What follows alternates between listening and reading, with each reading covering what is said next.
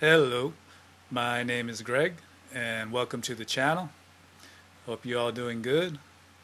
It's a cloudy day today on a Sunday in Los Angeles, but it's a Sunday. I wanted to talk about the planet Rahu and how it affects us in Vedic astrology. So Rahu is known as the north node of the moon, and we also have the south node of the moon, which is known as Ketu. These two opposite ends of the nodes are included in the with the seven planets in Vedic astrology and how they affect us. And physically in the solar system, they are points where the moon crosses the equators and causes eclipses from the sun and the moon, meaning that they block the energies of the sun and the moon. So they're very powerful. They have the power to block the sun's energy, which is our soul's energy, our true light. It blocks it, our soul's light shining onto the three-dimensional manifestation of our physical life on Earth, and it also blocks the moon's energy, which is our emotions, our mind, our compassion, our ability to relate with other people.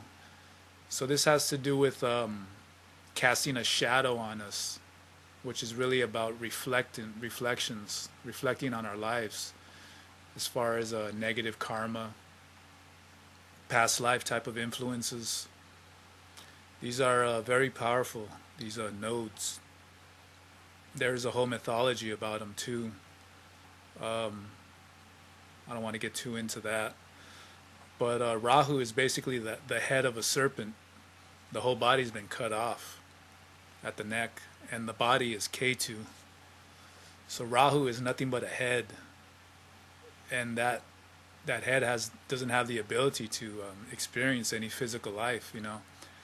All it does is just think and think and think and think and think and think and think. What would this be like? What would this be like? And it just goes on and on. So this has an association as far as negativity goes. It's like it's associated with nervous disorders, possession of negative entities, neurosis, insanity.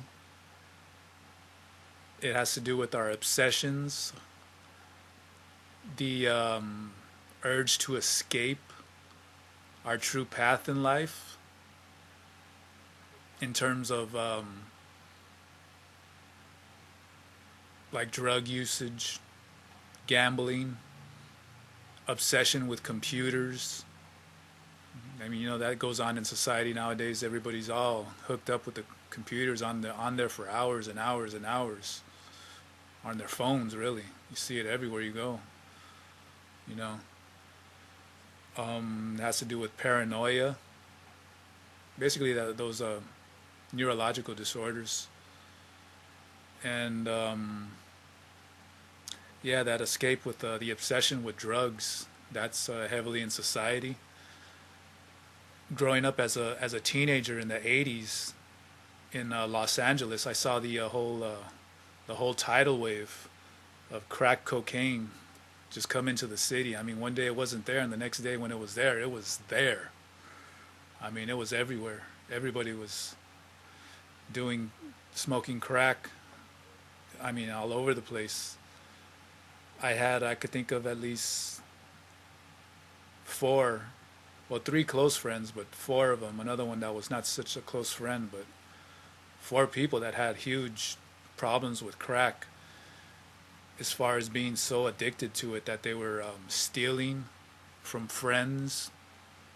I mean, I even got stolen. My car got broken into. I never really found out if it was this one friend, but all roads led to that. I was missing some cassettes. Back then we were playing cassette tapes, and I had a whole box of cassettes in my car that I left in there. Someone broke into my car and only took like 8 or 9 tapes. They didn't steal my radio. They didn't steal anything else. Anything that was worth more. So yeah, all things pointed to that, but whatever. And I know other people were involved in stealing from their parents, or when they're visiting other friends. Now all of a sudden they're going into their friends' parents' rooms, going into their purses and taking money. Um, I know another friend of mine got kicked out of his house for doing that same type of stuff, and now he was just living in his truck. Next thing you know, he's selling the bed of the truck for crack, and then he sold his radio, then he sold his speakers, and next thing you know, he doesn't have a truck. He's homeless. He's out there living I don't know what happened to him. Well, I did see him, and I ended up seeing him later, 10 years later. He was all right. But yeah, these are these lessons that we have to go through. Another friend of mine, he was smoking crack so much on a 2-day binge that he ended up having a heart attack. And this is at 17 years old, having a heart attack. And yeah, he ended up in the hospital. And I never got into that crack cocaine. I mean, I was into other stuff. I mean, even on the way to go visit him in the hospital, me and my 2 other friends, I wasn't driving, but we're on the way over there and we're drinking and we're getting high, smoking weed, you know what I mean? So I had my obsessions myself. I just never got into the crack. But you see that in society now, and I know in the 90s I saw the whole methamphetamine getting really big, the crystal meth. Nowadays, what is it, the Oxycontin, all those prescription drugs, and bath salts, there's all kinds of stuff. These are all escapes. These have to do with escaping your true path.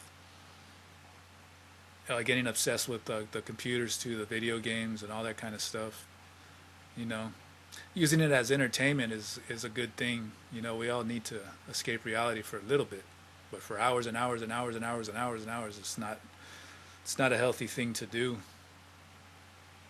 You know, and this is what Rahu teaches. It teaches you in that trickster kind of way, to the point where you get tired of doing something constantly. So I'm tired of doing all this crack or being obsessed on the computer. I got to do something about it. I know that this doesn't work for me now. Now it's time for me to follow my true path, what really gives me really good joy and really energizes me. You know, these drugs, they do energize you in the beginning. That first peak is energy. But you're burning so much energy at one time that you got to go through a period of being burned out. And you either wait it out, recover that, or you stimulate your energy, reinvigorate yourself by doing more drugs, and you get into that endless cycle where it's just, you're 30-something and you look like you're 50 years old. I mean, I've seen those people, you know. But the positive effects of Rahu is learning these lessons from this trickster god. He's also in the Thunder wizard tradition. Rahu is located in the southwest, which is the hell home, which represents the unconscious, and it's associated with the god Loki in the Norse tradition, which is known as a trickster god. He encourages you to do these negative things so you could learn from them. Rahu is also associated with the planet Saturn, and Saturn is the farthest planet in the solar system in Vedic astrology, and it has to do with the law of karma. It is the judge. It has to do with learning the lessons of life so you can grow as a soul. And overcoming these obsessions, these possessions of negative entities, whatever the case may be, paranoia, all that kind of stuff, this has to do with suddenly you start feeling harmony as far as being maybe one step ahead or of the mass trends that are going on in the public, and this has the ability to boost your career, to make you popular, make you wealthy, make you powerful, when you're using the mass trends in a beneficial type of a way. And it really does grow your powers, your psychic powers.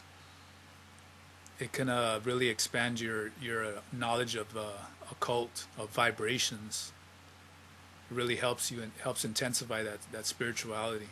Because Rahu's just the head. It has that ability to just do nothing but think and think and think and think, and so it figures things out. It knows everything. It knows how to read energy. and how to use it. When it's negative, it's in that obsessive way, but when it's positive, it's in that powerful way that helps you grow spiritually. And yeah, so the nodes, Rahu and Ketu, they are really seen as the keys to spiritual growth.